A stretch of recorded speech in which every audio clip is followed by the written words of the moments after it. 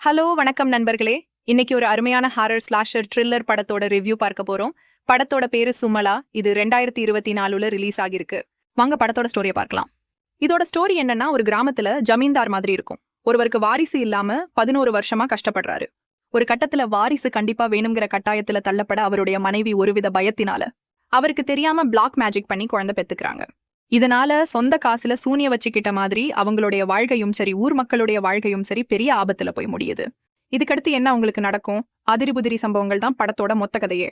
இந்த படத்துல எனக்கு ரொம்ப பிடிச்ச விஷயம் என்னன்னா, இது என்னவோ ஹாரர் ஸ்லாஷரா எடுத்திருந்தாலும் எமோஷனல் விஷயங்களும் உள்ள இருக்கு. அது சூப்பராவே கனெக்ட் ஆச்சு.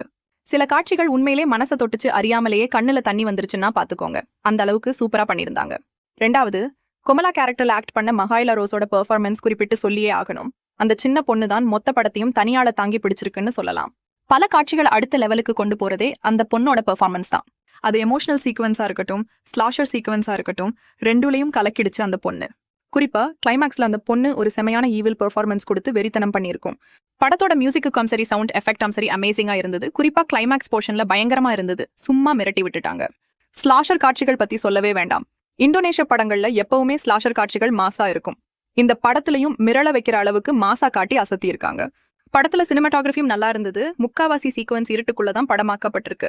அது கிளியர் கட்டா சூப்பரா கேப்சர் பண்ணி கொடுத்திருக்காரு படத்தோட சினிமாட்டோகிராஃபர். படத்துல பிரச்சனை அங்கங்க வரும். ஸ்லோவ்னஸ் தான் தேவையில்லாத சீன் நிறைய இருக்கு. 25 நிமிஷம் கட் பண்ணி கிறிஸ்பா கொடுத்திருக்கலாம். கிளைமேக்ஸ் எனக்கு செட் ஆகல, கொஞ்சம் மாத்தி அமைச்சிருக்கலாம்னு எனக்கு தோணுச்சு. மொத்தத்துல படம் எப்படி இருக்குன்னா, ஸ்லாஷர் விரும்பிகளுக்கு இந்த படம் கண்டிப்பா பிடிக்கும். மத்தவங்களுக்கு ஓகேவான வாட்சா இது இருக்கும். செக்ஷுவல் கண்டென்ட்லாம் சுத்தமா இல்ல, ஆனா பார்க்க முடியாத அளவுக்கு உள்ள கொடூரமான காட்சிகள் அதிகம் இருக்கு. சோ ஃபேமிலி கூட பார்க்க முடியாது. இந்த ரிவ்யூ உங்களுக்கு பிடிச்சிருக்கும்னு நம்புறேன். அடுத்த வீடியோவில் சந்திப்போம். Bye friends.